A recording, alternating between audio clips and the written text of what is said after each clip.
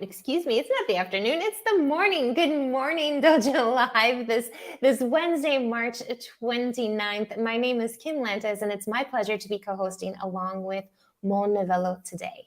Hey, Mon. Hi. Good to have you back. Good to have you back. And of Yeah. course, the guest of honor, the most important person of today's show is Luca Zambello. I did it, the Spanish pronunciation. It's not Spanish, it's Italian. Luca, you are the CEO of Jurny, and it's our pleasure to have you on Dojo Live today. Thank you. Yeah, thank you for having me. Yes, it's our pleasure. So we're here to talk all about the future and artificial intelligence, what that means for the 21st century. But before we dive into it, we'd really like to get to know you a bit better, Luca. If you could tell us your story, your passion, and sort of what's led up to Jurny. Yeah, definitely. I was born and raised in Italy. I moved to US, LA specifically, when I was 21. Really always wanted to be an entrepreneur and be involved in the tech space. Italy is probably not the best place for that. Great place to live, but not great for tech. So Great place to eat. Yeah, eat and live. Yeah. Yes. But yeah, so I decided to move to Los Angeles when I was 21. I still live here 14 years after. Came here with the excuse of studying, but really wanted to be an entrepreneur. Launched my first business in the hospitality industry a couple of years after I moved here. Pretty successful business. Was early Airbnb. We launched this landing page for luxury villas, did $1.2 million in revenue right after we launched it. So pretty successful. From there, we scaled a management company across 5 different cities in US, managing over 300 units. And in the process of doing that, we really wanted to automate what we were doing, and realized that the industry was extremely fragmented. There were not a lot of good solutions out there. So we started building that solution for ourselves, and then eventually decided to make that a business, a full-on software business about automating Airbnbs and hotels, and be a software provider for that. And that's how we got to Jurny. Yeah, nice. I mean, that's really a common origin story we hear here on Dojo Live, how a lot of times people start developing the solution that they need for whatever their business is, and then suddenly they're like, hey, if we need it, then there's probably a lot of other people that need it too, and voila. So let's talk about Jurny. You talked about the ability to automate for hotels and Airbnbs. So tell us more. What is Jurny, and what's the problem that you're solving? Yeah, definitely. So we're an automation platform, software that allows Airbnb and hotel owners to fully automate the guest experience and operation. In hospitality, there's a lot of moving parts. And up until now, there was not really easy way to automate a lot of these moving parts. I say it's one of the industries kind of started adopting technology the latest, and it's pretty far behind compared to many other industry, especially if you look at industry like the automotive industry, where you basically have already full-on self-driving cars. And you consider when you go to a hotel, you still check in with a person. We're pretty far behind in terms of technology adoption. So we wanted to become this platform that becomes a gateway for companies in the industry to access to technologies and fully automate things like check-in, check-out with access control system, guest certification system, pricing, guest communications with AI, and all the way to giving guest mobile app to guests so they don't need a key and they can open and close doors with their phone, control room temperature, and so on. So there's a lot of moving parts, and with the coming of a lot of great technologies like AI, there's ability of automating and streamlining a lot of these things that are done today by humans, and done where they actually don't bring an added value to guests, but if anything, sometimes it's the exact opposite. And allow this management company to focus more on the guest experience and what really brings value to guests. Nice. I love it. Thank you. And I think that's like a really great segue into the topic of conversation that you chose today, specifically the AI component. Mon, what are we going to be talking about? Today we're going to be conversing with the future, unveiling the secrets of artificial intelligence. And we are going to be answering this question: how is artificial intelligence revolutionizing revolutionizing. Right? That's a weird thing. Revolutionizing. That is a topic. Revolutionizing the way we communicate, work, and live in the 21st century. And I think you already said it. I don't know if it was in backstage or it was we were already live, but this is actually like a really hot topic right now. Like, did you know last week only there were like over 20 AI powered tools launched to the market? Like, it's Yeah, crazy. it's pretty crazy. Yeah, definitely. It's a very fascinating industry that is arising, and I think what's very important is to pay attention, because we had a lot of bubbles lately of different technologies that people talked about. Oh, it's going to be the new Web 3.0, but this is very different from anything that we have seen before. I, in my opinion, is bigger than the industrial revolutions, because it's going to influence not just one industry, but almost everything that we know of, Yeah. right? And so I think that is something that people need to pay attention to, not in a way of being scared, because I think that's really what's happening there. You have two people. I think there you have two group of people. There have a group of people that they're trying to claim that they're experts on the industry when they're there's many that they are really not, because there's not a lot of people that really know about how it's going to really impact the future, unless you've been involved in from Yeah. very early on and been following this for a long time, which I have.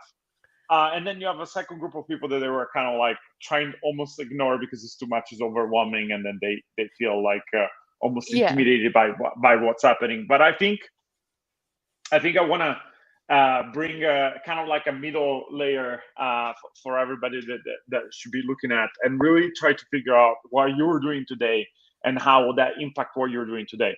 Because people are scared of AI removing jobs, which it will. Yep. But I think it's going to remove jobs of people that don't accept AI as being a new reality. Because I think at the same time, it's going to create a lot of jobs. And the jobs that it's going to create is people that know how to leverage AI specifically for what they're doing, Mhm. and elevate what they're doing already, right? It's going to become, especially for the first decade, very much a human enhancer versus a human replacer. There's Mhm. jobs that are going to be replaced, right? Don't get me wrong. But there's also a lot of new jobs that are going to be created. Just with the coming of internet, like people, and especially with the social media, people wouldn't even think that becoming an influencer could be a full-time job, right? So that's a perfect example of a job that couldn't exist before. Yes, you did replace removed a lot of other jobs, but you created a lot of new others, right? So I think that's what's going to happen, but that's why also we need to pay a lot of attention on how it's going to influence and impact each industry and each job, right? Right. I think that's a really good point. What did you say? An industry enhancer rather than an industry replacer. Yeah. What advice would you have for people who want to know more, who want to embrace this, who don't want to be replaced, who'd rather be enhanced? Mhm. What are maybe some steps or some tips that we could use to kind of do this? Like, how can we educate ourselves? How can we prepare ourselves? How can we utilize AI in our lives to Definitely. not Well, be number replaced? one, yeah, it's a great question. Number one, I know there's just so many tools out there today, and yes, trying to keep up with everything that is happening, it's a bit much. Also because I believe that we're in the phase of uh, trying to be the first one to claim that they're doing something with AI. But practically speaking, I think the majority of the tools you're going to be seeing today, they're not going to exist in the future. I think a few of them are really going to thrive, but it's very much early .com, where basically there were thousands of companies, like almost launching per month at one point, with different solutions, and most of those were not around anymore. I think so. You have to kind of try to take a step back and really look at what things are going to be staying. And one of the things that I can tell you for sure is that ChatGPT and GPT-4 is definitely a company you have to pay attention to what they're doing. And I think the first thing that people can do is to start utilizing GPT-4 specifically. If you can afford to upgrade to the Plus, I recommend you doing it with the ChatGPT Plus, and use GPT-4 and force yourself to use it for your day-to-day, right? Start understanding the logic on how AI works, because prompt coding, so the ability to create good prompts, is going to be like a job on itself in the future. Yeah. So that's already happening for us within our company, because that's kind of a new way of coding. And what's very amazing is that now it enables almost anybody to do it, because anybody can write a good prompt if you understand the logic of the system, how it works. So my recommendation is start using it for everyday tasks. Like, you have to, if you have to write a specific email, so try to write a prompt and see if the AI can write a good emails for you. And I promise you, it's a time-saving tool already.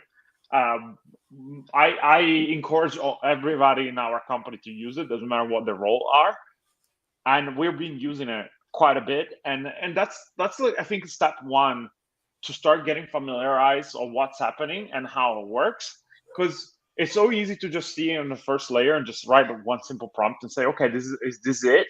But then you realize that you can go very deep with it, and you can have almost full-on conversations, especially if you're using the new GPT-4, because until now it was GPT 3.5. They just launched the 4, and it's way more powerful, and it can handle very complex conversations. So I give a practical example of how I utilize it. This is not suggested that I give anybody. But we had conversations, and basically there was kind of like a dispute with this client, which I'm not going to share too many information about it. And they were kind of like threatening and using lawyers and all of that. And I straight up used ChatGPT to answer to these questions. And this is not a legal advice to anybody, by the way. Like, you can get your own lawyers. Don't do this at home. Lawyers. Yes. Attorney at law. But yes, but I had literally GPT-4 taking our existing contract, analyzing it, and based on my prompt, responding to these emails as a lawyer. And I was able to basically get out of the situation in a pretty good way, and spend $0, right, on something that maybe it would have cost me a $10,000 lawyer fee to deal with, right? So that's a perfect example of something that I'm like, let me see what it's going to answer. I know what more or less what they're going to answer, and what a lawyer would tell me, and see how it handles it, and handled it, right? So that's nice. Just to give an example. It's a very, very cool, very extreme example. And I really like your thought of, this familiarity, kind of making it fun, and just get used to it, play around with it, and see where you can take it, be creative, right? I think that's great. So let's talk about this idea of prompting and this idea of question asking, and how that kind of links to Jurny. You talked about what you want to do is all about the customer experience, right? How are you able to make that better with technology that, say, someone at a front desk at a regular check-in isn't going to be able to do? What does this look like? Yeah, it's a great question. So I think that one of the biggest trends and the biggest innovation that is going to come from AI is actually with specialized services. So there's a lot of generic things that are coming out, but I think the most powerful ones are going to be the ones that are specialized. So, for example, a law firm that has a large database of cases, and you feed it to an AI like GPT-4, and you train your own AI to do a specific use case, those are going to be massive, because it's a lot easier for an AI to fix a finite set of problems than an infinite set of problems. So, like, ChatGPT is actually a lot harder than doing it for a specific use case, right? Because it's super generic and it needs to know about so many topics and so many different things. So we've done something very similar within our system, where we for the last year, I know not everybody's talking about it today, but we've been working on this for over a year. We started using at the time GPT-3 and now GPT-4 to train it for what we're doing. So we feed the AI with our database, all the information that we had, all the guest communications history. We give over 1 million messages that they learn from of guest communications, right? And then teaching the AI different things like the geolocations that each unit has, right? The fact that we linked it to an API of Yelp so they can send recommendations to guests. So we looked at all these different things and then start training the AI for this specific use case. And the power of it is pretty incredible because in a way we already passed the Turing test. I don't know if you're familiar with the Turing test is, and I think people are not talking about it enough, but the ability of having people having full-on conversation with AI, I have no clue that they're having a conversation with AI. It's That's already scary. happening. It is, but it is already happening, right? And so that's what we did, and on the prompt side, that's really where a lot of the innovation is coming from. It's the creative. Like we have a lot of people in our team, and this is a perfect example of jobs not being replaced. So our top customer support agents are the ones that are helping improve the AI the most, because they already know how to handle specific things, and now they're being creative. They understand how AI works, and so they're becoming the new prompt coders, right? And they're the people that they're teaching the AI and giving the perfect prompts, and they learn this skill on the go because nobody taught them, right? So it's super brand new, but that's the thing, that anybody can do it, and becoming good at creating prompts is going to become very valuable skill set, or no matter what your job is. Oh, that's really interesting. Can you give us an example of like a not so good prompt and a great prompt? Let's say in the Jurny experience, like what would that look like? Yeah, I give you an example. Like there's also like programs. So I give you an example on content creations because it's a very common thing. I think it's something that is relatable to everybody. So there's already tools that they can analyze and figure out if an article is being written by AI or not. But I tell you that it's directly correlated to how bad of a prompt you give. If you give a good prompt, it becomes almost undetectable. So that's really the difference. So I give you an example. Let's say I say write an article. Well, let's talk about Jurny. So let's write an article about Jurny and about how good Jurny is compared to their competitors.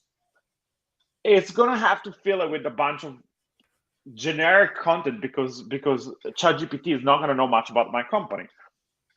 But let's say instead of saying that, I say, hey, Jurny is best because of XYZ reason, and I give like a good full paragraph on why Jurny is better.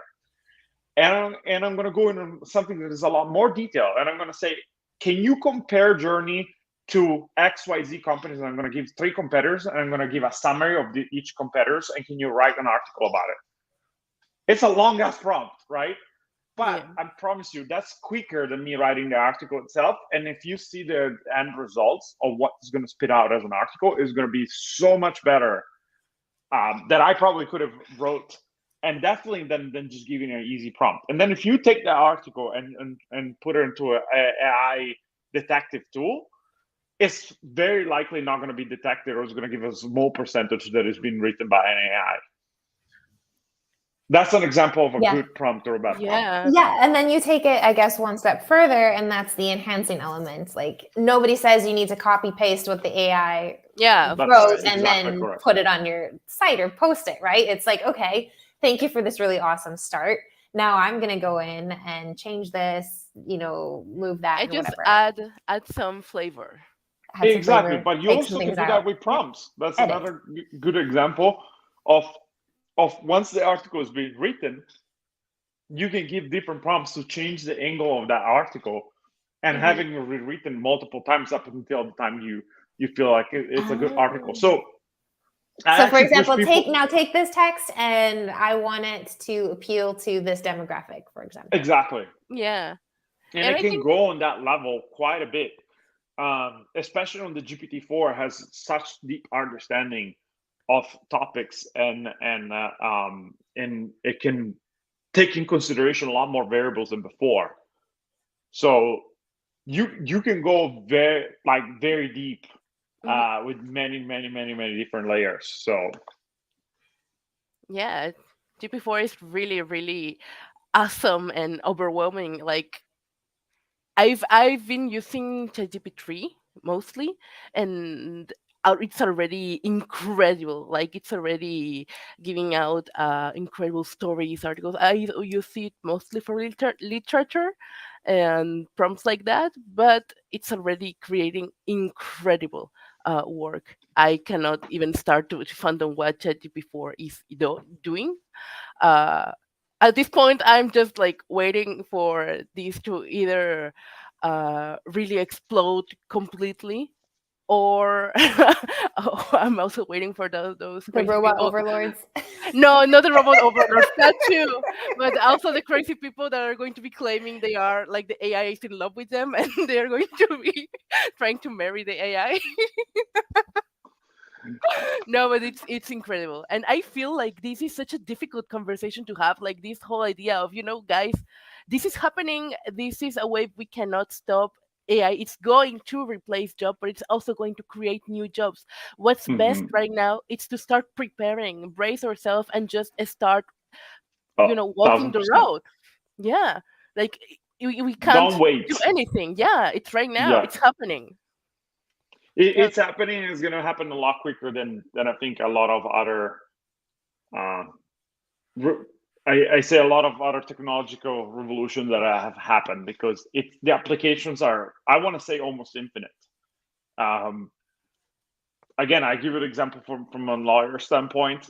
It's gonna influence communication, content creations. Is gonna influence, and a lot of the jobs that they thought that they were not gonna be influenced, actually on the creative side, they said that it's probably the last jobs are gonna be affected. Actually, are the first jobs are gonna be affected.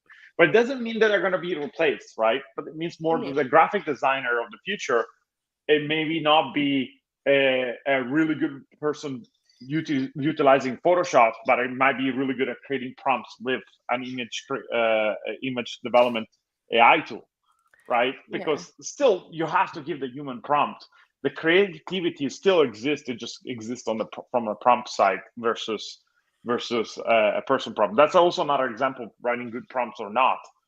Just even on the image creations and utilizing Mhm. ChatGPT to create good prompts for image development tools, Mm. like Me Journey. It's a really good company on the image I development I think side. that's a good point, because like when you're talking about graphic design or content creation, I still think it's the human side that's going to give it the emotion, the yeah, feeling. Like, Correct. I think we have this ability to look at something visually or read something, and we're still like, that's not it, right? That's not moving. And I think there's still that piece of us that says, um, it needs to be this way. And even if we can't explain it, I think there's just that connectivity piece Correct. that we're still going to have to add, right? And I think that's hopeful and that's human. And I think going back to the words that you used earlier, enhancing, very much so. yeah. Yeah, but that's why it's important to understand that jobs will change, right? So if whatever industry you're in, you have to look ahead. Because if you Yeah. look ahead, this is just as much as a disruptor. There's just as many opportunities and new opportunities that are going to be created. Um, it's for a while. It's going to be a gold rush, and if you within your field understand how to leverage this to your advantage, it's going to make a big difference in your career and what you can earn. Yeah, Because I you, agree. Yeah, it's like that step ahead, right? It gives you that push, that advantage, the cheat sheet or something, right? Yeah. No, but it really is like a game changer knowing that the skill of the future is prompt writing. Like, you can start training that right now, and then the correct. moment it becomes, like, you can become a leader on these skill sets. Skill set, is that the word? Anyways, you can become a leader of this, and it is what's coming. Like it is the profession of the future. Yeah, Is there but already today, right? You can leverage it today. There's no if you're in the content creations, you can yeah. just start developing way more content than other people if you Yeah. know how to leverage the AI, right? So and we're doing it in our field, but you can literally apply it almost in every single field that you Yeah. can think of, right? Where and again, we were doing it more on an advanced level and taking an existing AI and creating a specific use case. But that's again, the opportunities are there. I don't think there is going to be industries that you're not going to be affected by. Yeah. That's what's crazy. Like almost on every single way, because even if I remember somebody saying a comment like, "Oh, but if I'm a butcher, how's that gonna influence what I'm doing?" And maybe not right away, but there's also inefficiencies that I'm sure within the business of somebody that does butcher that you can now improve, because you now can utilize the AI also as a consultant. I no joke, I sometimes ask straight up questions to GPT-4, like, okay, I'm in this situation, what would you do? And it gives you a point of view. Like it's a great sounding board as well, Yeah. Yeah. right? And like anything, you can take it or leave it, right? I guess that's terrible advice. Or That's right? 100%. But I encourage people to use GPT-4 because it's I don't think people realize how much more powerful than GPT-3 is, and how much closer are we to be able to have a lot of help from the Yeah. AI and really Yeah. have it influence our lives. But I mean, the Therapists funny all over the thing world. and the prompt writing, the creativity, like you mentioned, a butcher, right? Like we're literally talking about someone who carves up meat and Yeah. but like what could I mean, I'm thinking, how could I utilize this? I mean, it could give you insight as to where the market's heading, into what areas of, I don't know, the city prefer beef versus poultry versus whatever, creative Exactly. recipes for like chicken livers. I don't know, like think about like what could I do to push this product or see where it's headed, or Yeah. you know, and write And content about that. I don't know. and that's the other thing also that I think people have not realized is the rate of improvements of AI. So we're used to a Moore's law, which is like doubling the power of computing power every 2 years. What people don't realize is that the power of AI is doubling every approximately 3 to 4 months. So Well, so if you put that into scale, you understand what that means. It's more than an exponential growth. And so and if you see what happens, the difference between GPT 3.5 and 4, how massive that difference is, you can only imagine what that's going to be coming after. And what's really changing is the fact that AI can take in consideration so many more variables than a human can. So on the decision making, really, of, like you said, what's going to be a hot trend in the future, or what's going to be the most likelihood of me succeeding in doing something, it can already give you like pretty strong advice on that. I saw that difference literally from the 3.5 to the 4. I have not seen that difference earlier than that. On the 3.5, I couldn't feel that, but on the 4, we're already there. So we wow. definitely know what Moan's going to be doing right after she gets off of the Dojo Live show. She's Hiding like, from the upgrading robot. now. No, but I love I was like you said, I come to ChatGPT and ask things like, what should I do? And I was thinking like therapists all over the world are shaking right now. But yeah, wow, Yeah, wow. it's great. I think we're coming to the final 2 minutes of our show today, Luca. And I think my question for you, in terms of words of wisdom, I think you've given us a lot of tidbits, a lot of really sound advice today. So my question is, what's next with Jurny? What's the journey in terms of artificial intelligence? How do you see this really impacting you and your vertical? What's next for you? Yeah, we are about to do a big release of our AI. It's called Nia. We are releasing Nia 2.0.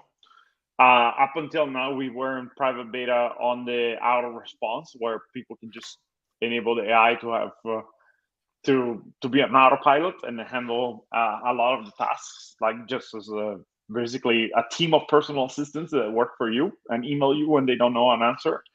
So we're about to release that. It's a pretty big deal, and I believe it's going to be giving us a glimpse of how many industries are going to be impacted in the future. And we're very, very excited about that. And we're making it very accessible for people. We're releasing alongside with that components that it's on a freemium model, so you can on the more basic settings you can utilize it for free, and anybody that manages even a single Airbnb can start utilizing this platform. So we're about to release that in less than a month. So we're very, very excited about that, and we're going to see hopefully how AI is going to impact the hospitality. For sure, like a personal concierge, right? Everywhere you go. I love it. I love it. Well, thank you so much, Luca, for your time today, for your words of wisdom today. We wish you and Jurny nothing but success in the months moving ahead. It's been a pleasure talking and learning from you today. Yeah, thank you so much for having me and hosting. Yes. Hang on for just a minute as we go off air. But before we do, Mon, can you please share what's coming up tomorrow? Yeah, sure. Give me a minute because I lost my notes. I have ChatGPT 4 open right now. Okay. Tomorrow, we'll be talking about using technology to foster human connection and solve part of this country's aging crisis with Paige Wilson, founder and CEO at Nabor Force. That's right. Yeah. Neighbor Force. So we're going to talk about that. So I think it's really interesting kind of juxtaposition this week with artificial intelligence and then this connectivity with the human side. We'll see how those two things merge or not, right? Tomorrow at 10 o'clock Pacific. Don't miss it. Thank you again, Luca, and bye for now. Bye, guys. Thank you.